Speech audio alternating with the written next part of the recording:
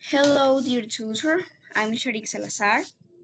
I'm studying bachelor degree in English, and today I'm with my friend Dauris Martinez. She is a teacher in training, and I'm going to make her the interview. Hello, Dauris.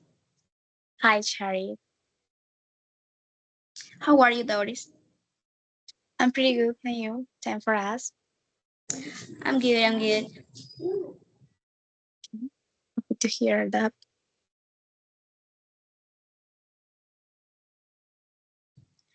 Well, I'm so excited to hear your question about the interview. We will talking about the bilingualism and different topics. So let's start. The first question is, what concrete achievements have been achieved with bilingual politics in the last 2 decades? Okay. There has been a greater presence of English in the curriculum from primary school onwards. The definition of national proficiency standards and the implementation of tests such as SAVER that allow progress to be measured. In addition, teacher training processes and international agreements have been strengthened, opening up opportunities for training and academic mobility. Well, there is. I'm totally agree with you. I think that in the last 2 decades, the bilingualism in the public school improved. There are a lot of kind of things to change or to try new vocabulary or maybe digital tools, but I think it's necessary to continue progressing, right? Well, my dear, the second question, how can bilingual politics motivate students to view English as a personal opportunity and not just a school obligation? Okay, that is a really good question. These policies can be motivating when they show the concrete benefits of the language in daily and future life, access to scholarships, jobs, cultural exchanges, or even digital entertainment. When students live in broaden their beyond the classroom, they begin to see it useful tool for life projects. Yeah, and I think that every teacher need to improve that, need to mention or not, yeah, mention the benefits of a language as a foreign language.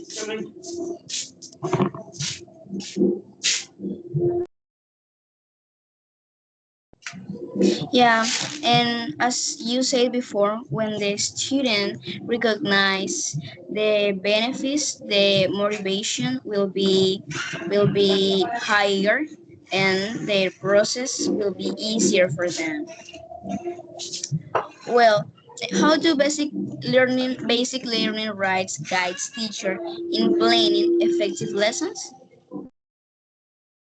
Mm, Okay, basic learning rights function as a guide that identifies the essential knowledge and skills at each grade level. This provides teachers with a clear framework, prevents content dispersion, and allows for the design of more coherent lessons focused on achievement minimum common learning objectives.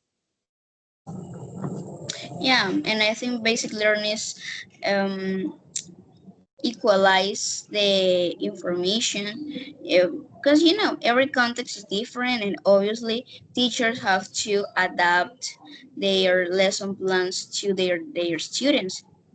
But basic learning rights, it's a guide, right? It's a guide to try to make the same, or they equalize the information for a different context. Yeah, Well, that is really important. For example, it's important that as a teacher, we keep in mind that it's necessary to adapt our uh, plans, the different needs of the students. yeah, I'm agree with you. That's why the next question is, how can basic learning rights help unify English proficiency levels across different regions of the country? Mm, By establishing clear and common objectives, basic learning rights ensure that regardless of each institution's resources or geographic location, all students have access to essential learning. This contributes to reducing gaps and making English proficiency levels more uniform across the country. Yeah, as we said before, every Colombian context is different and they have their own challenges. That's why um, the basic learning rights try to unify or establish a clear objective, as you mentioned before. So I'm totally agree with you, and I think that it's important that teachers socialize the information of basic learnings and bear them in mind when they will create their lesson plans. Well, Lauris, so, talking about the curriculums, what curriculum strategies can be easily adapted for low resources settings? Okay, I think that strategies such as role playing, conversational dynamics, collaborative work, and the use of songs or simple readings can be adapted without the need for technology. The immediate environment can also be used as a teaching resource, fostering creativity and active learning. Yeah, but we have to recognize that um, schools with low resources could be a challenge for a teacher. Overall, for English teachers, because we try to use digital tools or something like that. But when we have a lot of resources, we have to be creative and try to look for other strategies like role plays or the strategies that you mentioned before. Yeah, that's is a really good tool. Well, my dear, talking about technology tools, what technological tools are most useful for supporting oral practice in secondary school English? Okay, based on my experience on my pedagogical practice, I think that audio and video platforms, voice recording apps, resources such as podcasts or educational channels are very useful. This tool allows students to hear different accents, practice pronunciation, and build confidence in production. Yeah, and I think that podcast could be a really good tool. You know, it's adolescents or kids of this area, they like technology and they look for information in different kind of social media or websites. And I think that we as a teacher, it's necessary to look for topics that they like or they are interested for and use it for teach them English. Well, how can teachers integrate new technologies with neglecting face-to-face interaction?